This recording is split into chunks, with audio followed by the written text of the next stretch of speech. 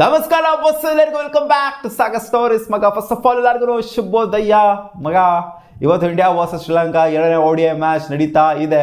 ನಮ್ಮ ಸ್ಟ್ಯಾಂಡರ್ಡ್ಸ್ಗೆ last match ನಾವು ಗೆಲ್ಲೇಬೇಕಾಗಿತ್ತು, ಅದನ್ನು ಟೈ ಮಾಡ್ಕೊಂಡ್ವಿ ಏನೇನೋ ಕಾರಣಗಳಿಂದ. ಓಕೆ, ಫಸ್ಟ್ ಮ್ಯಾಚ್ ಆಗಿದ್ದ ಜಾಸ್ತಿ ಡ್ರ್ಯಾಗು ಡ್ರಿಲ್ಲು ಮಾಡೋದು ಬಿಟ್ಬಿಟ್ಟು ಹರ್ಷದೀಪ್ ಸಿಂಗ್ ಮಾಡಿದ್ದ, ಅದನ್ನ ಡ್ರ್ಯಾಗ್ ಮಾಡೋದು ಬಿಟ್ಬಿಟ್ಟು ಇವಾಗ second match 1 match at a time ತೊಗೊಂಡು ಹೋಗಬೇಕು ಮಗ. ಇಲ್ಲಿಂದ 2 ಗೆಲ್ಲಬೇಕಾಗುತ್ತೆ, ಇಲ್ಲಾಂದರೆ 1 ಈಚ್ ಏನಾರು ಆಯಿತು ಅಂದರೆ ಸೀರೀಸ್ ಜಾಯಿಂಟ್ ವಿನ್ನರ್ ಆಗುತ್ತೆ. ಜಾಯಿಂಟ್ ವಿನ್ನರ್ನ ಶ್ರೀಲಂಕಾ ಇಷ್ಟಪಡ್ಬೋದೇನೋ ಗೊತ್ತಿಲ್ಲ, ಒಟ್ಟಿನಲ್ಲಿ ಇಂಡಿಯಾ ಅಂತೂ ಖಂಡಿತ ಇಷ್ಟಪಡೋದಿಲ್ಲ. ಇಂಡಿಯಾ ಸೀರೀಸ್ನ ಗೆದ್ಕೊಂಬರೋದಕ್ಕೆ ನೋಡ್ತಾ ಇರ್ತಾರೆ, ಯಾಕಂದರೆ ಚಾಂಪಿಯನ್ಸ್ ಟ್ರೋಫಿ ಆಡ್ತಾ ಇರುವಂಥ ಟೀಮ್ ಒಂಥರ ಮೇನ್ ಕೋರ್ ಟೀಮೇ ಆಕ್ಚುಲಿ ಆಡ್ತಾ ಇದೆ ನಮ್ಮ ಇಂಡಿಯನ್ ಟೀಮ್. ಇಲ್ಲಿ ಶ್ರೀಲಂಕಾದಲ್ಲಿ ಹೋಗ್ಬಿಟ್ಟು ಸೀರೀಸ್ನ ಟೈ ಮಾಡ್ಕೊಂಡು ಹೋಗ್ಬಿಟ್ರು, ಡ್ರಾ ಮಾಡ್ಕೊಂಡು ಹೋಗ್ಬಿಟ್ರು ಅಂತಂದರೆ ಸೊ ಅದೊಂಥರ ರೆಪ್ಯುಟೇಷನ್ ಇರೋದಿಲ್ಲ. ವರ್ಲ್ಡ್ ಕಪ್ ಆಡುವಂಥ ಇಂಡಿಯನ್ ಟೀಮು, ರೋಹಿತ್ ಶರ್ಮಾ, ವಿರಾಟ್ ಕೊಹ್ಲಿ ಎಲ್ಲರೂ ಇರೋವಂಥ ಟೀಮು ಟೈ ಮಾಡ್ಕೊಬಿಟ್ರು ಅಂತ, ಅದು ಶ್ರೀಲಂಕಾ ಮೇಲೆ ಟೈ ಮಾಡ್ಕೊಬಿಟ್ರು ಅಂತಂದರೆ ಸೊ ಇದು ಚೆನ್ನಾಗಿರೋದಿಲ್ಲ, ಸ್ಟ್ಯಾಂಡರ್ಡ್ಸ್ಗೆ ಒಂಥರ ತಕ್ಕನಾಗಿ ಇರೋದಿಲ್ಲ.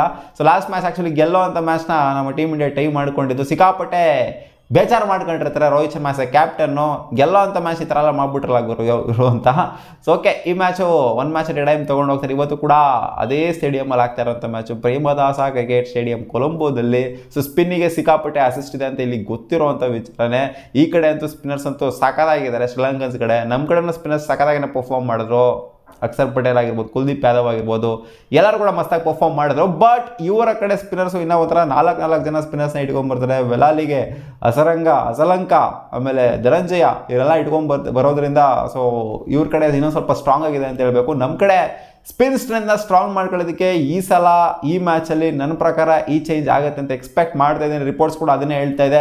ಯಾರ ಜಾಗದಲ್ಲಿ ಬರ್ಬೋದು ಅಂತಂದರೆ ನನ್ನ ಪ್ರಕಾರ ರಿಯಾನ್ ಪರಾಗ್ ಅವರು ಒಳಗಡೆ ಬರ್ತಾರೆ ಅಂತ ಅನ್ಕೊಂಡಿದ್ದೀನಿ. ರಿಯಾನ್ ಪರಾಗ್ ಯಾರ ಜಾಗದಲ್ಲಿ, ಶಿವಮ್ ದೂಬೆ ಅವರ ಜಾಗದಲ್ಲಿ ಬರ್ಬೋದು ಅಂತ ಅನ್ಕೊಂಡಿದ್ದೀನಿ. ಶ್ರೇಯಸ್ ಅಯ್ಯರ್ನ ಕೂರಿಸೋದಾಗಲಿ ಅಥವಾ KL ರಾಹುಲ್ನ ಕೂರಿಸೋದಾಗಲಿ, KL ರಾಹುಲ್ಗೆ ಇರಲೇಬೇಕಲ್ಲ ವಿಕೆಟ್ ಕೀಪಿಂಗ್ ಆಪ್ಷನ್ ಆಗಿ, ಶ್ರೇಯಸ್ ಅಯ್ಯರ್ನ ಕೂರಿಸ್ತಾರೆ ಅಂತ ಅನ್ಕೊಂಡಿರ್ತಾರೆ ಸ್ವಲ್ಪ ಜನ. ನನ್ನ ಪ್ರಕಾರ ಶಿವಮ್ ದುಬೆನ ಕೂರಿಸಿದ್ರೆ ಬೆಟರ್ ಆಗಿರುತ್ತೆ. ಅವ್ರೇನು ಅಷ್ಟೊಂದೇನೋ ಬೌಲಿಂಗಲ್ಲಿ ಇಂಪ್ಯಾಕ್ಟ್ ಮಾಡಿದ್ರೆ ಅಷ್ಟೊಂದೇನು ಕಾಣಿಸಿಲ್ಲ ಲಾಸ್ಟ್ ಮ್ಯಾಚಲ್ಲಿ.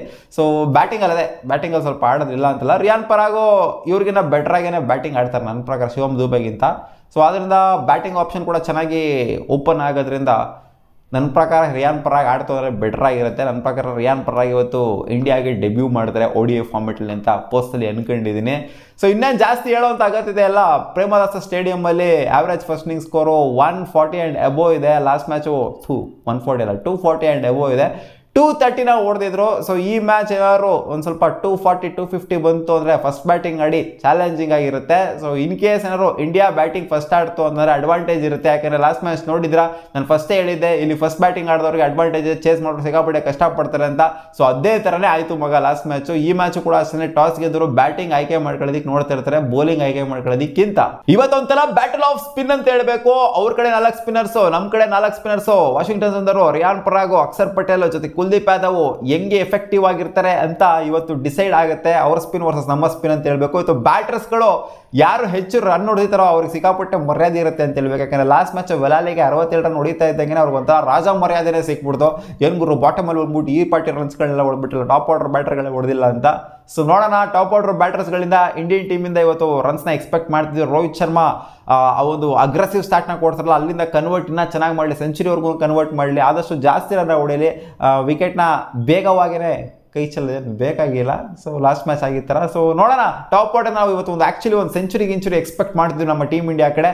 ನೋಡೋಣ ಅದು ಯಾರು ಹೊಡಿತಾರೆ ಅಂತ. ಸಿಗೋಣ ಮುಂದಿನ ವಿಡಿಯೋದಲ್ಲಿ. ನಿಮಗೆ ಅನ್ನಿಸ್ತಿದೆ ಯಾರು ಸೆಂಚುರಿ ಹೊಡಿಬೋದು ನಮ್ಮ ಟೀಮ್ ಇಂಡಿಯಾ ಕಡೆ ಅಂತ ಕಾಮೆಂಟ್ ಸೆಕ್ಷನ್ ಕಾಮೆಂಟ್ ಮಾಡಿ ತಿಳಿಸಿ. ಬಾ.